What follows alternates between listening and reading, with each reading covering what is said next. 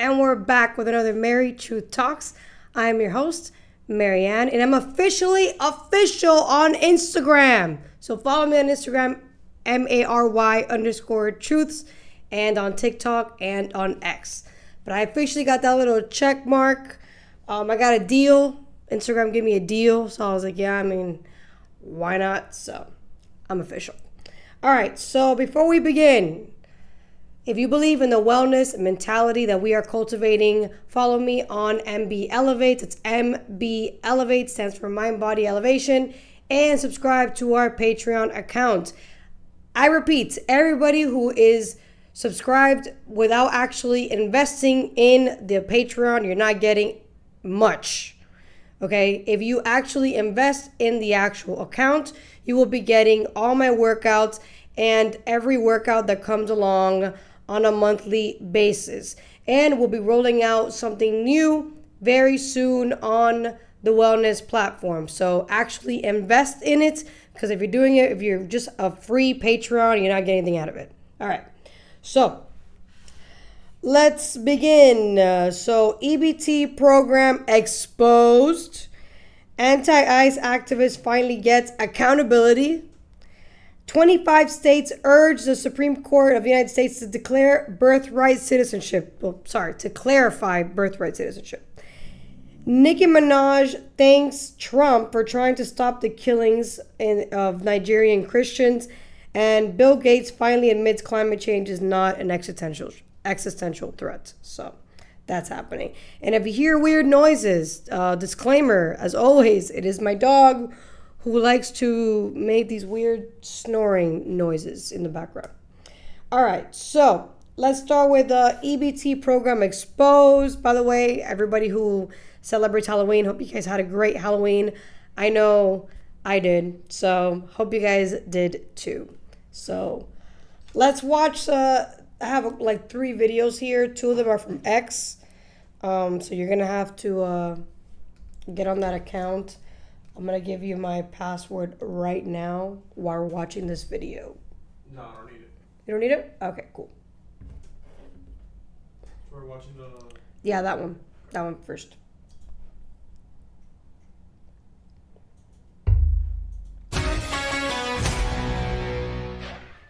As the government shutdown shows no signs of letting up, a federal judge is giving the administration until tomorrow to explain how it plans to temporarily fund SNAP so that 42 million Americans don't go hungry. Our next guest says that despite what Democrats say, the USDA cannot be used as a contingency fund. Agriculture Secretary Brooke Rollins joins us now. Brooke, so great to have you on. I know you're somebody who cares very deeply about families and children. I know you want them to get those benefits. Explain why this judge, in your estimation, is not correct in his orders. Well, first of all, Rachel, it's so good to be on, and happy Sunday to everyone. Certainly, I was raised by a single mom in a small town. We talk about this quite a bit. The president has been wholly focused on, in spite of the reprehensible behavior of Chuck Schumer and the Democrats, and shutting the government down and working to pay the military, working to keep the farmers and the farm service agencies open. We've been duct taping and bubble gumming WIC and SNAP, which are the vulnerable populations food programs, now for more than a month. The judge came down just last week, I think Friday afternoon actually, and said that in fact we do need to use it's a smaller contingency fund. It won't even cover about half of what November would cost. So we are working and looking at all angles right now. The president has been very clear. He wants us to do everything we can to make sure that we can keep these benefits going. So that's what we're doing right now, and over the weekend, especially for our most vulnerable populations, as the Democrats keep shutting things down. It's just crazy. Yeah, you expect them to get a little bit of pressure. I mean, just Hakeem Jeffries' district alone, 43% of households in his district are dependent on SNAP, and he's the one blocking SNAP from moving forward. I want you to look at some of these numbers. 42 million Americans are on SNAP, so that's 1 in 8. 73% of SNAP households are at or below poverty level. 79% of SNAP households include children or seniors or disabled people. And the average household benefit is about $332. Also, Brooke, you've said this before, and I think it's really interesting. You said some of the silver lining is we're getting to look a little bit behind the SNAP program. So we know that 20% of illegals are on SNAP, and that 59% of households headed by illegals use SNAP or some other multiple welfare programs. Talk to us about that as well. Well, a couple of things. There's been a lot of miscommunication out there on the program, but this is one of the first things we did when I walked in the day one of USDA, February 13th, is we sent letters to every governor in America being very clear that no illegal aliens can use SNAP. 0, 0, 0. We asked every state for the first time in history, and this was in February, to send us their data and let us, with DOJ and a war room, actually start going through this data to better understand how this explosion of SNAP benefits happened under Joe Biden. We increased almost 40% on this program in just a couple of years under the Biden administration. Of course, we know they were trying to buy the election, but that's a conversation for another time. And since we have asked for that data, 29 states have complied. Of course, almost all the red states, a couple of couple blue states too. But in that data, and I haven't talked about this yet publicly, in that data we've studied about $100 billion in spend. We have found thousands and thousands of illegal use of the EBT card. We have been moving people off of SNAP. We've got almost 700,000 people, I think, we've moved off just since the president took office. We've arrested about 118 people. So this has been ongoing. But Rachel, to your point, what this conversation has allowed is a national spotlight on a broken and corrupt program. We found one guy in 6 different states getting a benefit. We found about 5,000 people that are dead who are still getting benefits. Like, it is time to drastically reform this program so that we can make sure that those who are truly needy, truly vulnerable, are getting what they need, and the rest of the corruption goes away, and we can serve the American taxpayer. We want to. All right, wow, that's crazy. Only 116, I think is what she said. That's terrible. Y'all need to do better. That's not enough people arrested. Let's go to the next one really quick here. I think this was Fetterman, the only sane Democrat saying what needs to be said. And he had a stroke, so that's pretty bad. That he's the only one saying the truth. Deeply distressing to know that 42 million Americans are going to lose their SNAP benefits. And now that's one of the big reasons why I refuse to shutting our government down. And again, I feel like the Democrats really need to own the shutdown. Deeply distressing. There, that's it. The Democrats need to own the shutdown. Yes, you are right, Fetterman, because it is their fault that the government is shut down. Which is crazy because I think I saw like a poll that still 50% of Americans think this is a Trump and Republican issue. And it's like, bro, like, it's math, It's math and it's simple civics. I don't, like, anybody who says this is a Trump and Republican thing, they just don't want to actually read and do math. Do simple math. Like, we don't have 60 Republicans. I said this already, and I'll say it again. We do not have 60 Republicans. Why do you need 60 votes? Well, because we need to bypass a filibuster. And now Donald Trump is saying, we need a nuclear option, which is to remove the filibuster. But if you remove the filibuster and the Democrats go into power, they can literally pass whatever the hell they want through Senate. So the filibuster is literally there for a reason. It's to literally stop bad legislation to become law. So if we remove the filibuster because 5 Democrats don't want to do their job, then, in the future, God forbid, they take power, we're screwed. So, yeah, I don't think that's a good idea. It is definitely a nuclear option, but I disagree with the president. That's not a good option. But I agree that it's a nuclear option because it literally will screw the country long term if Democrats take hold of the government again. So, yeah, I don't think they should remove the filibuster. I think 5 sane Democrats need to be like Fetterman and just admit that they are the ones who shut down the government, and they need to be the ones to open the government. And that's it. This could all be avoided if 5 Democrats would have just crossed the aisle and vote yes to open up the government. That's it. It's not that complicated. But there's a third one here. Is there a third one? Yeah. All right, let's take a look at that. This is a moral outrage. The fear that spread over our city, with people essentially being hunted down in the streets, being afraid to go to their kids' graduations, people afraid to go to work, to go to restaurants, and the way that it has hit our economy. We can't just sit back and take this. We can never allow this to be normalized.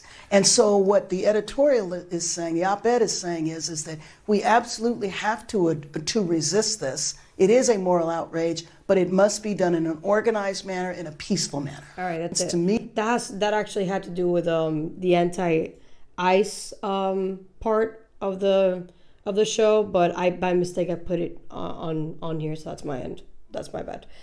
Okay, so I mean, just to touch on that, and then we'll go to the stats that I was looking for. This is somebody that was pro Fidel Castro when he was alive. She went to Cuba multiple times with this communist brigade that she was a part of.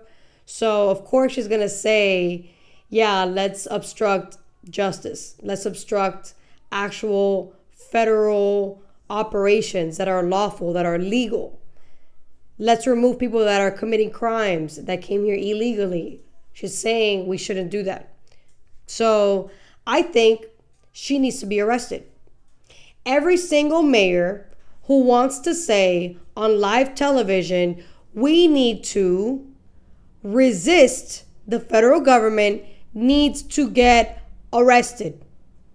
Because it is not your job to resist the federal government. It is your job to keep your community safe. And if you are literally stopping the federal government from doing their job, which is essentially, technically your job, then yeah, you should definitely get arrested. That's her. That's the Chicago mayor. Any mayor that wants to act funny, the Boston mayor needs to get arrested. And the governors like Pritzker and Newsom should also join in on that too. Every single one of them needs to get arrested. We need to have actual accountability. If they want to play games and they want to say things like that on live television, then they need to be held accountable for their actions. I'm not saying they shouldn't have said that. I'm saying because you decided to say that, knowing your position, you should get arrested, because what you're saying is, as a leader who's getting paid our money, she's getting paid like a salary from our tax dollars, and she's literally saying, yeah, you shouldn't keep our community safe. You shouldn't arrest criminals. You shouldn't deport illegals. Yeah, no, arrest her. Arrest her and everybody like her. All right, so I want you to go to my X account, and there's something I reposted that's literally. I'm not logged into that. Okay, yeah, that's why I wanted you to log in, because I wanted you to show the stats about how many people that are foreigners are leeching off of taxpayers. Give me a second. I'm gonna send you my thing right now. What email? All right.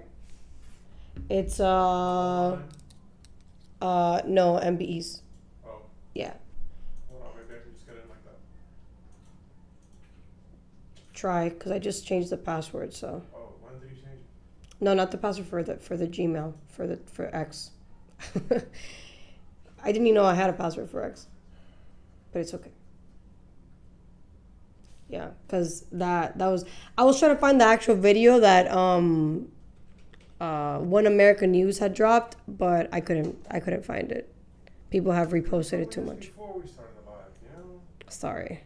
That's why I wanted to show it to you while we were on the first video, but you said that you had it, so I assumed you were in the account. I didn't know you want to go into your account. Yeah. What's your username? Well, you know what? You can't go in through MBE's account. and go in that way? I'm trying. See if you can do it that way. I think you're in. Yeah. Okay, now go to MTT. Or Married Truth, technically.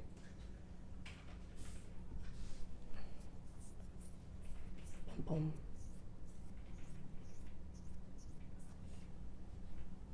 That's not what your handle is. It's Mary_Truth. Same thing I have on Instagram. Follow me, Mary_Truth, guys. Everybody who has subscribed, I appreciate you guys for subscribing, for liking, for sharing. I appreciate the love. And those of you who are haters like Greg, I appreciate you too. All right, there you go. That's it. That's it. There you go. Let's share that real quick. All right, so can you read the most up there? I think it's Afghan. Yeah, it's Afghan. Okay, and what follows? Somali.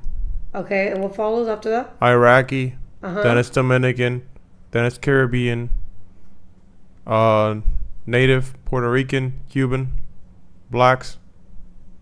Okay, so the most then is Middle Eastern and then Caribbean. Yeah. Okay, yeah. If you're a non-citizen, because that's not like very specific. It's saying like ethnicity only, but you can be a Cuban American, you know. But if you are a non-citizen and you're getting food stamps, you need to be removed from food stamps. Food stamps should be only for citizens, not non-citizens. And a non-citizen could also be obviously an illegal migrant. So they need to be very strict on food stamps. There needs to be some type of proof and verification that the person who is eligible for food stamps is an American. So you should have to show your American passport there's like an ID version of your American passport, which is apparently cheaper than the actual passport. But having a social security should not be enough for you to get food stamps, because illegals have social securities, non-residents have social securities. So that shouldn't be enough. And the reason why we have so many people on it is because that's literally the only thing you need to have is social security number. Anybody can get it if you qualify income-wise, but it should only be for American citizens. If it were only for American citizens, who knows? Maybe all those people would be completely removed from getting assistance to begin with, and they would actually have to go and get a job or 2 or 3, however many you got to do to be able to feed yourself. Because I shouldn't have to feed you. You should feed yourself. Yeah, that's just... And I know that like some people are like, oh, but what about like those working moms, you know? Listen, I've seen working moms that work 2 jobs to not have to rely on food stamps. I know working moms that see having food stamps as an embarrassment. They don't like it. They don't like knowing that they need some type of assistance. I know working moms who actually tell the, what do you call the, I guess, baby daddy, because they're not together, that he needs to help because they both made the baby. So he needs to actually participate in the financing of that child's education, food, everything. So this, like, the only real people who should be receiving food stamps are the truly disabled, because there are people that claim they're disabled and they're not actually disabled, and elderly. That's it. I don't even include women or single mothers in that category, because single mothers have fathers that could help out too. That's 2 incomes there. So I don't even include them. I just include the truly disabled and the elderly. Everybody else, y'all need to go get a job and pay for your own groceries. Okay? I don't care how that sounds. That might be harsh, but that's reality. And food stamps was created by FDR, a socialist, and it was supposed to be for temporary use only. It was not supposed to be for women who have 5 children to be leeching off of it and getting $3,000 a month on food stamps. Unacceptable. Go get a job. All right. Speaking of people that need to go get jobs, our activists. So let's take a look at that first link, because the second link we already walked through it. Yeah, that one. Tonight, a new legal challenge aimed at one of the country's most deeply rooted principles, birthright citizenship. Tennessee not that Attorney one. General Jonathan Scrivetti No, is among not 2 that one. dozen state attorneys. That was the next one. No. Go back to the guide. My bad. Yeah, that's my bad. This is There you go. That's it. Indictments and arrests against protesters have become part of Operation Midway Blitz. Whether the cases stick in court could depend on the legal definition of obstruction. That is obstruction right The there. Broadview ICE facility has been the place of protest for many politicians running for public office, including progressive congressional candidate Kat Abu-Ghazala. Yeah, she Seeing should get her arrested. braids, she and You're running 5 for office others and have you're been doing indicted that? with a Yeah, series of arrest. felonies related to a protest where she allegedly, quote, banged aggressively Arrest and pushed indicted. an ICE agent's vehicle. Abu-Ghazala says she was exercising her First Amendment rights. It's going to depend That's on not- a that's- lot of factors bro, these and people don't know what a First circumstances that Amendment are right is. difficult to tell or discern from a short video snippet. But Stephen Schwinn, a UIC School of Law professor, says physically Chicago. interfering with a federal agent doing his job is the clearest definition of obstruction Exactly. or impediment. Yes.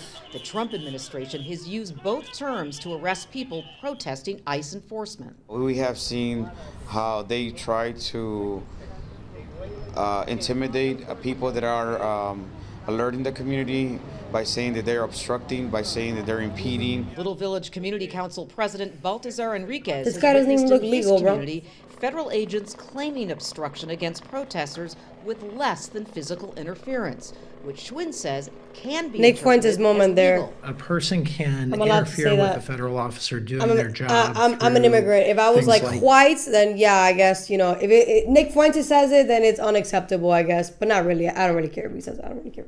But if I say it, it's okay. Yeah, we get it. They're trying to say that it's not obstruction. It's definitely obstruction. So that blonde chick that you saw that was running for office, the next clip is actually about her. So I thought I had made a mistake.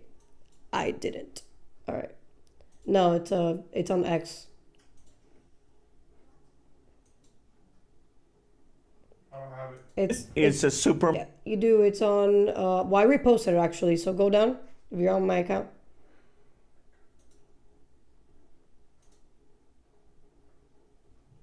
Go back.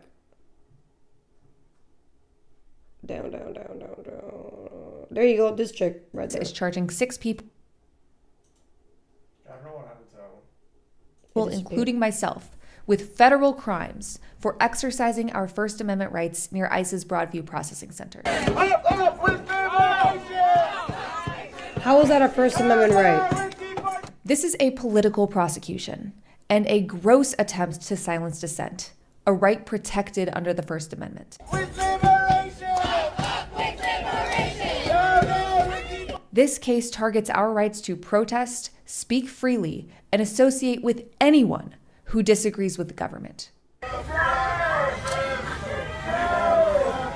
got in front of the car. And while we have seen the unhinged and unlawful tactics this administration has used against the American public, So they grabbed her. it's important to remember they're doing this because they are scared. They are Right. wrong. Sure. And they know they are on the wrong side of history. And then they drop her ass.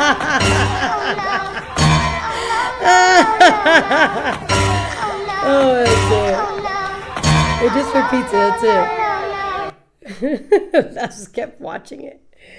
Oh, man. People don't know what the meaning of the First Amendment stands for. Protesting peacefully does not mean obstruction. If you are literally stopping federal officers or even police officers, anybody that's enforcing laws from doing that, you're not using your First Amendment right. You are violating laws. Because their job is to enforce the law. So if you're stopping them from doing that, then that means you're violating the law, which means you're no longer in the First Amendment category. You're no longer protected anymore. You're past that. If all you were doing was saying like on the side, like on the sidewalk, stop ICE or whatever, we hate ICE. That's fine. Totally okay with that. No problem. But that's not what she did. She literally got in front of the car, tried to stop them from doing whatever the hell they were doing. Maybe they were trying to go inside the ICE facility or they were trying to leave the ICE facility. Regardless of the case, yes, you should be arrested and nobody like her should be allowed to run for office. Because, if you allow somebody like that to run for office, what are you saying? That anybody who literally goes against law and order should be allowed to get paid taxpayer money? No, I'm sorry. No, girl, you deserve to be behind bars. And maybe they'll give you a reality check of how unhinged and mentally unwell you are. So let's talk about how these 25 states are urging the Supreme Court to clarify what birthright citizenship is. Let's take a look at that. Tonight, a new legal challenge aimed at one of the country's most deeply rooted principles, birthright citizenship. Tennessee Attorney General Jonathan Skrmetti is among 24 state attorneys general asking the U.S. Supreme Court to reinterpret what it means to be an American by birth. Here's News 2's Kelly Milan. Yes. In a 30-page amicus brief filed Thursday, Tennessee joined Iowa and 23 other states, urging the Supreme Court to reconsider the 14th Amendment Citizenship Clause, the very language that guarantees citizenship to all persons born or naturalized in the United States. It seems to be political because the states that are supporting it are primarily the states that align with the administration that's in power right now. The states argue that citizenship should only apply to children born to parents who are lawfully present and allegiant to the United States, a view they say matches the law's original intent in the 1800s. I've not seen a case of that either before Wong Kim Ark or after, in which a person had been denied citizenship based on the fact that their parents did not have a legal presence, or as Skrmetti and others seem to be arguing, that they were not intending to be permanent residents and therefore lacked allegiance to the United States. That brief takes aim at United States v. Wong Kim Ark, a landmark 1898 Supreme Court case involving a man born in San Francisco to Chinese parents who were permanent residents. That decision solidified birthright citizenship for anyone born in America. Supreme Court, in deciding that case, very firmly stated that his own parentage did not matter, that all that mattered was that Wong Kim Ark was born in the United States and he owed his allegiance to the United States. There were a bunch of liberal judges at that time. Tennessee is joined by states including Florida, Georgia, Texas, and Missouri, arguing the Supreme Court should clarify who qualifies for automatic citizenship under the Constitution. It's unclear how this would play out if overturned. Some questions arise over whether the government would have to verify parental status for every birth or potentially create a class of people born in the U.S. without citizenship anywhere. That is a fear that somebody could be stateless or that there could be a second-class citizen, something which this country has traditionally never had to That's false. Encounter. That's false. Whether the Supreme Court takes up the case. Stop. That's false. DACA are legal second-class citizens. Obama literally created a second-class society when he did DACA.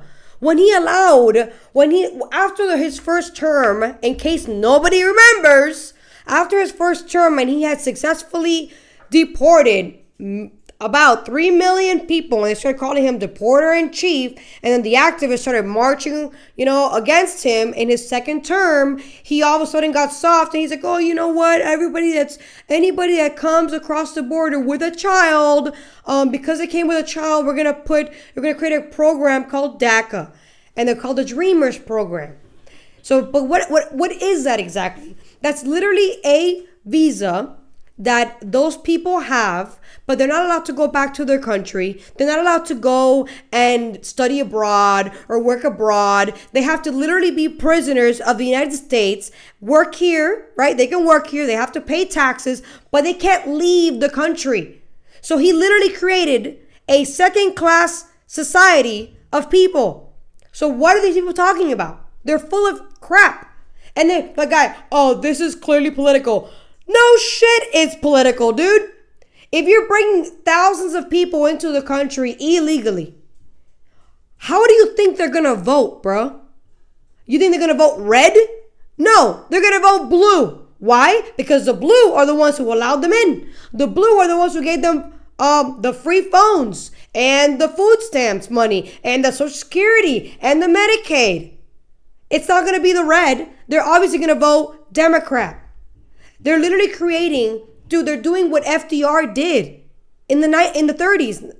Like, they're literally creating a new plantation of Democrats because the old plantation have woken up from the dream and they're like, oh shit, well, technically a nightmare. And they're like, oh, we've been lied to this whole time. Democrats haven't done nothing for us, and they're leaving in droves. So what are they going to do? They have to create a new class of slaves for the Democrat plantation, and that is the migration. Every single migrant who comes here, bro, I'm telling you right now from experience, guys, like you're talking, like I'm literally telling you from experience, my family members who came here, the ones who came here legally, I'm not talking about the ones who came here illegally, the ones who came here legally are literally complaining about Trump as if they've been here all this fucking time. And they're here like, oh, Trump this and Trump that, and you know, and the Democrats are this, and they're already siding with the Democrats. And they can't even vote. So imagine when they can, what do you think they're gonna vote for?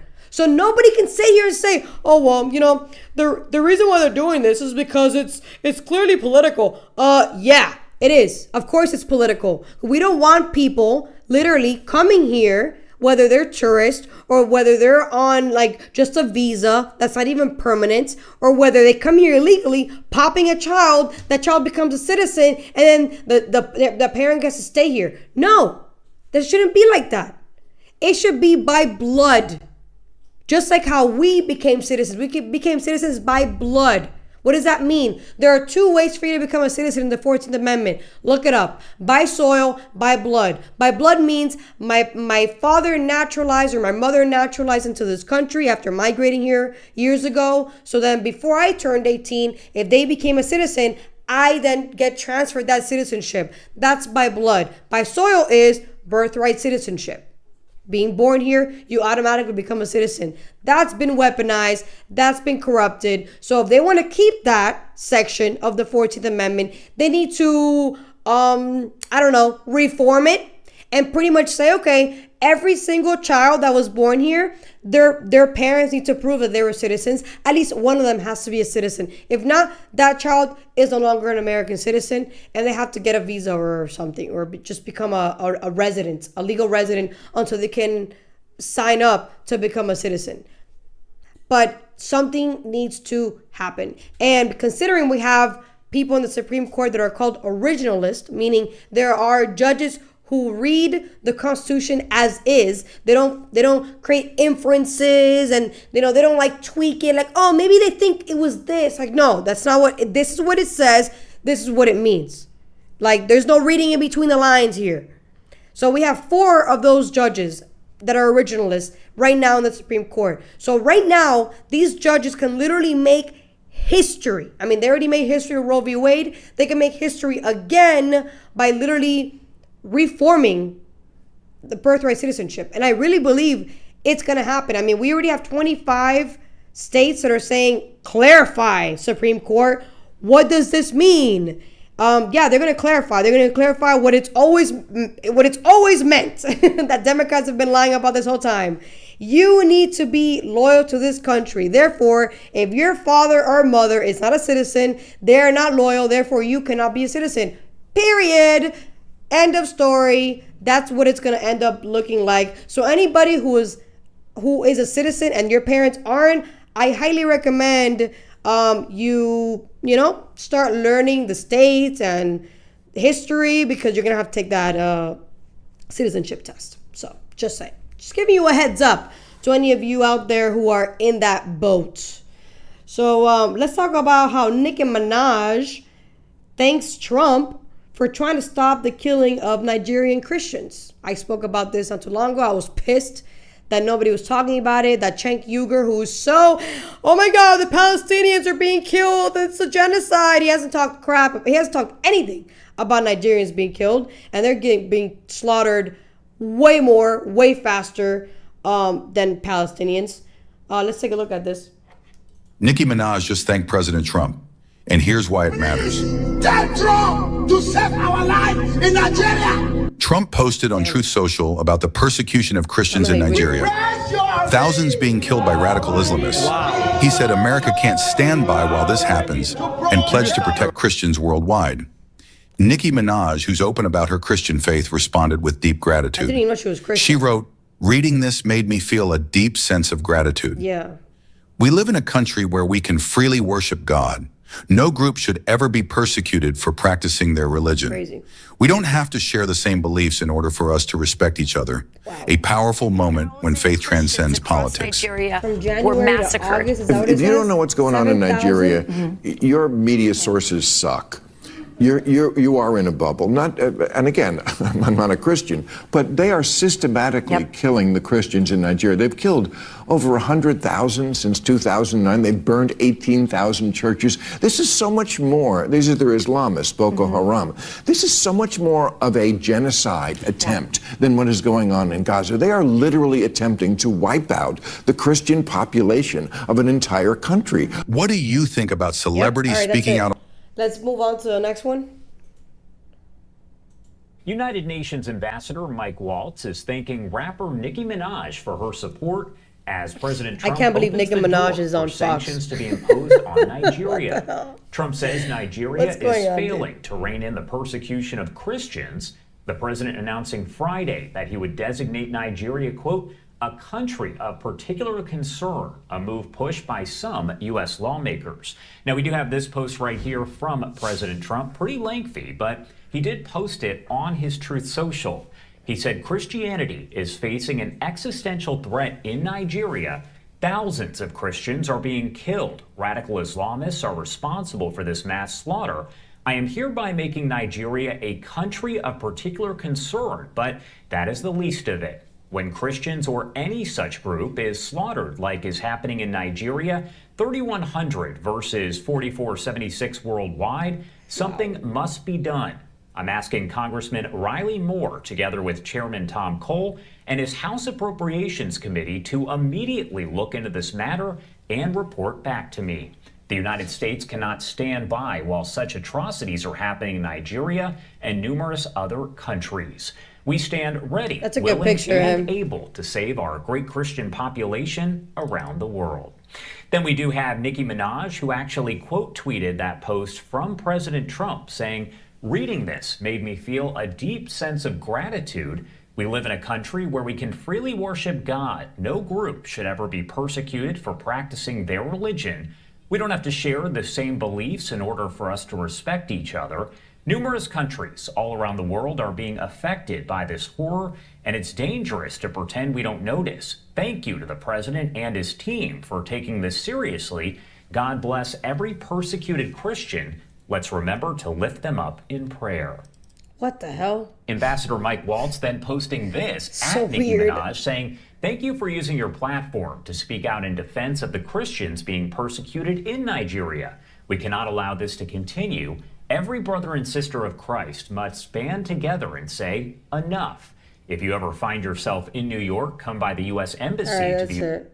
I'm just so weirded out that Nicki Minaj is a Christian. Like, I had no idea that she was.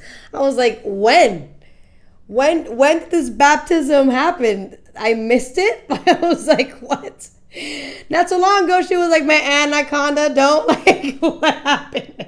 What happened? I mean, no judgments, God forgives. But still, I mean, I had no idea that she, converted. But yeah, that happened. So I'm glad that, people unfortunately listen more to celebrities than they do to, like real life things. So if her speaking up is going to wake people up from and to be aware about it, and it's not just Palestinians being killed, it's also Nigerians being killed, then so be it. Thank you, Nicki Minaj. Shout out to Nicki. All right, so Bill Gates finally admits climate change is not an existential threat. Whoa. Oh my God. What made him switch his tune? Let's listen to what he has to say here. Important problem. There's enough innovation here to avoid super bad outcomes. We won't achieve our best goal the 1.5 or even the 2 degrees. And as we go about trying to minimize that, we have to frame it in terms of overall human welfare, not just everything should be solely for climate. When the climate activists who have been very supportive of what you've done and you've been very supportive of what they've done, like Greta, read this.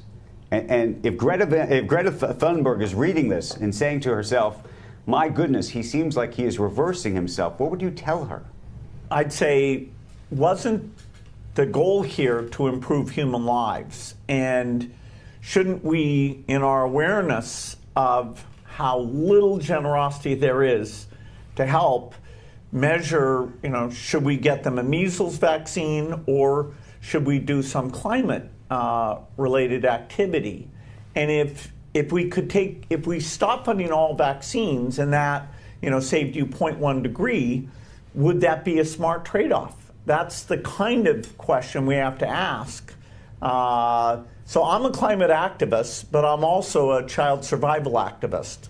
Right. If you think climate you were really is close the to only Epstein, problem and it's apocalyptic, or if you think climate's not a problem at all, my memo will make no sense to you. You'll be like, oh no, it should all be climate, or you'll be like, why are you even still talking about this climate thing? Why do you invest billions of your money into these companies? Because you want to kill people. The middle position obviously. That climate is super important, but has to be. I want to improve people's lives, says the guy who wants to block out the sun. Exactly. Get and kill like a massive isn't he this? Didn't he say not too long ago that there should be population control? Like what? Yeah, didn't he bioengineer mosquitoes to spread disease? That was during. But he's COVID. just trying to improve human life. That was during COVID. That was like 2020. I thought that was this guy, this is what I don't understand about these climate retards. Like, you do know that China and India are like polluting the shit out of the air. Like, if we were to be like, oh my God, we have to like make sure that these carbon emissions are like 0 while their carbon emissions are like 50, that's not gonna do anything. Like, he's making it seem like we don't all share the same oxygen. Like there's a separation, in between the countries when it comes to the oxygen. There isn't. It's just we're all breathing the same shit. Isn't this guy also the guy who's buying a bunch of farmland and spraying a bunch of toxins and chemicals? Into Big Ag. Isn't he in bed with Monsanto? Yes, he is. One of the most evil corporations in this world. Yeah, one of them. There's a lot of them, but that's one of them, yes. That got sued by RFK, I don't know how many times. That's how RFK made his money, suing these big corporations. Yeah, no, what I thought it was interesting was like, what made him change his tune all of a sudden? Because not too long ago, I think it was 2022 or 2021, he was saying the opposite. So it hasn't really been that long since 2021 to 2025. What year was that? Well, you got something here from 2019. Okay, yeah. Watch that. Let's watch that really quick. How great a problem bovine flatulence is. Nobody knows how to get rid of no one knows how to get cows to stop farting. Exactly. Or burping. And so there is artificial meat, but that's at a very early stage. If it was a 50% reduction, then you could ignore, leave the cows alone. But because we're trying to avoid the temperature continuing to go up, you do need to go to 0, not just everything should be. All right. So in 2019, he was pretty much saying that we should kill all cows. Because cows fart too much and carbon dioxide is apparently terrible for you when it's not actually. Idiots, it's actually great for plants. It's awesome for plants. And we need plants because we need plants to breathe. So it's like, this dude's a billionaire. Like, how is he a billionaire? Like, we need to be billionaires. If his dumbass can be a billionaire, we should get on that level too, honestly. So this guy was saying that in 2019, right? From 2019 to 2025, it hasn't been that long. So this is my theory, all right? This is my theory. I'm going to end it with this, all right? I'm putting my tinfoil hat on. I'm going conspiracy theorist on you, all right? Now you're talking my language. I'm going Candace Owens on you, all right? So check this out. Epstein files, right? They're still in the process of being exposed. People think, oh, we forgotten about them. No, we haven't. They're still in the process of being exposed because they are working with the survivors. The survivors were the ones that were saying, don't show anything, because they wanted to be a part of the exposure. So that's happening right in the background. Okay. Even after the shutdown, government shutdown, that's still going on in the background. All right. So because he was friends with Epstein, I said, those who follow, thank you for following. I said a couple months ago, if you don't recall, I'm just going to remind you, I said, if you had a bunch of dirt on these people, would you give it to the public or would you use it against them? And I said, if I were Trump, I would use it against them. I understand that people want to know the truth, but I like leverage. I prefer that over people knowing the truth. Because at the end of the day, you can give them whatever. You can give it to them and they probably still won't believe it because they won't be satisfied with it. So what's the point? You know? At the end of the day, what's more important is leverage, power, right? And when you're in that caliber, like Trump, like that's the mentality that he's gonna have. So I think they're using whatever they got on this guy, because they got something on this guy.